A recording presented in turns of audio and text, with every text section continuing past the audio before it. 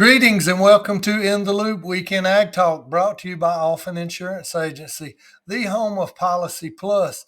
We hope you've had a good week. Be sure and click the subscribe button at the bottom of the video. Jump over to our Facebook page, like us there, tell your friends about us so we can keep you and them in the loop on all things crop insurance and agriculture. Let's jump to the markets and see how things finished up on Friday afternoon. March corn finished up the week at 645 and a quarter. December corn 571 even. March wheat finished the week up at 695 and three quarters, with July wheat ending the week at 717 and three quarters. March cotton finished up at 84.37, while December cotton was at 84.26. March soybeans finished the week off at 15.30 and a half, with November soybeans rounding out the week at 13.73 even. When you insure with Alphen Insurance Agency, you get Policy Plus. If you're not a current customer of AIA, give us a call and let one of our agents tell you all about Policy Plus. Just a reminder that the tropical storm option that was added to the hurricane insurance protection enrollment period began on March 1st and will continue through April 30th. More information to come on that.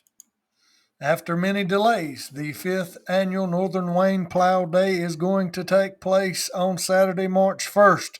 Sausage will be ready at 8:30 a.m. and plowing begins at 9 a.m. Load up your tractors and implements and head to 1145 NC 222 East in Fremont, NC. Remember, this is a family event. Bring your children and grandchildren and come out and enjoy the day. Watch for the signs and spread the word. Hope you guys and gals have a great plow day tomorrow. Looks like the weather's going to be good for you, and hope you have a good turnout and a safe event. When we look in U.S. ag news, some fertilizer prices have fallen to pre-war levels. Bloomberg reports that spot Tampa anhydrous ammonia contracts fell to its lowest position since July of 2021 last week. This benchmark contract has fallen nearly 40% since January amid easing production cost. Prices, of course, rose on record high levels following Russia's invasion of Ukraine a year ago. Bloomberg estimates that retail prices have fallen 17% since the start of the year, and that more downside is possible.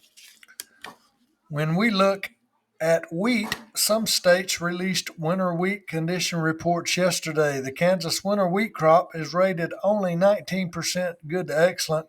A whopping 51% of the state's crop is rated poor to very poor.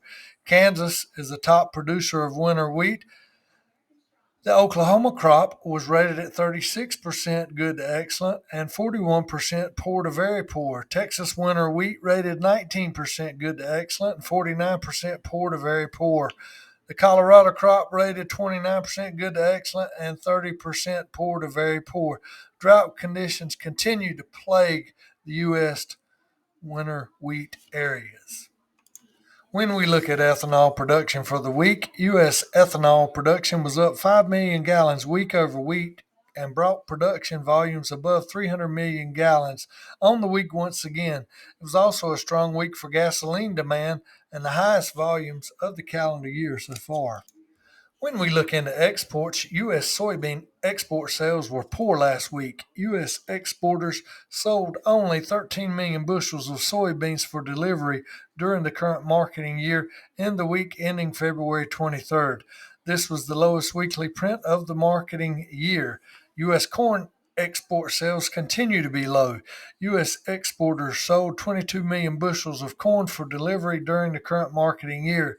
This was the fourth consecutive weekly decline in net sales.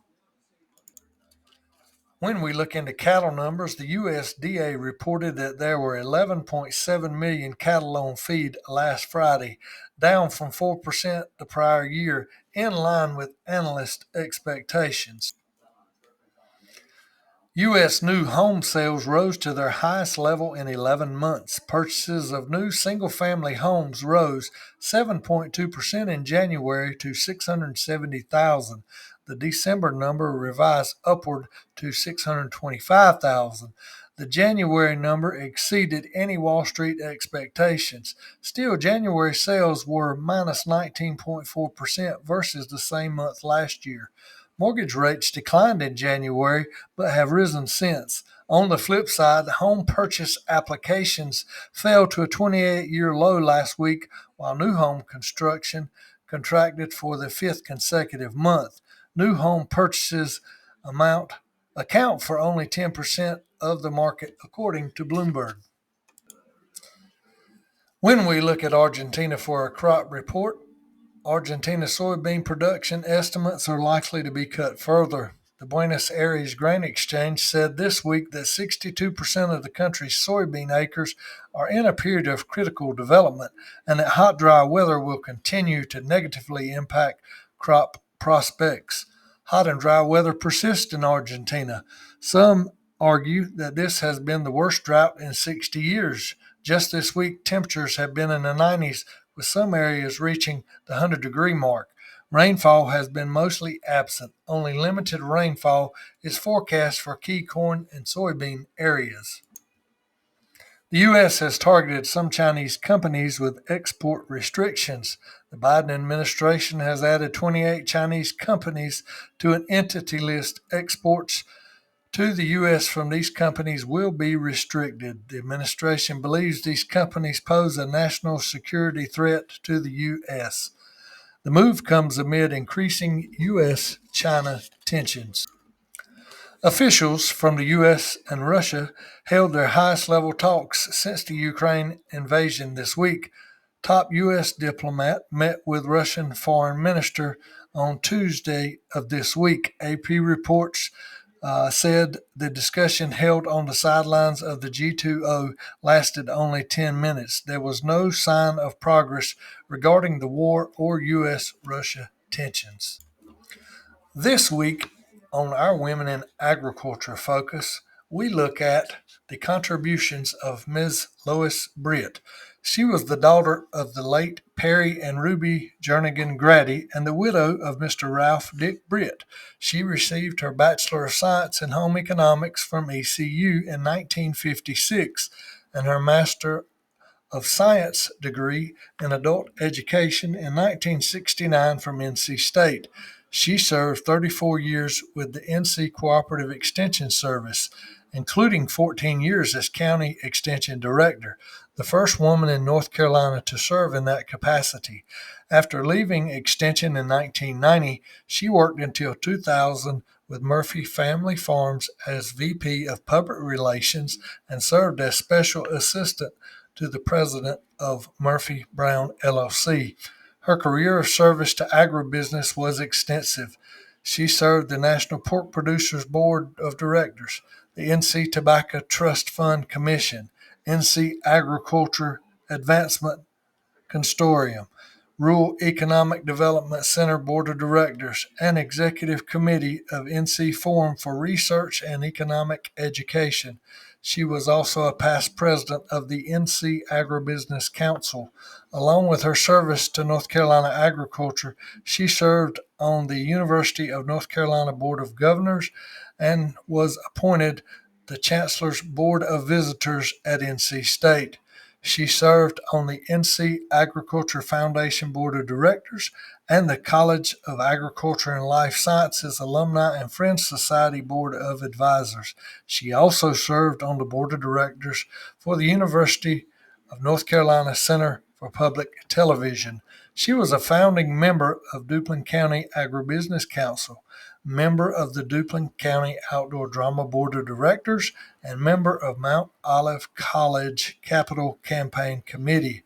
Her many awards included NC Pork Council Hall of Fame, NC 4-H Lifetime Achievement Award, NCSU Watauga Medal, Tar Heel of the Week from the News and Observer, SENC Lander Award from the Wilmington Star News, 2003 Volunteer Service Award, National Agricultural Alumni and Development Association, 2002 Distinguished Alumnus for Agriculture, NCSU College of Ag and Life Sciences.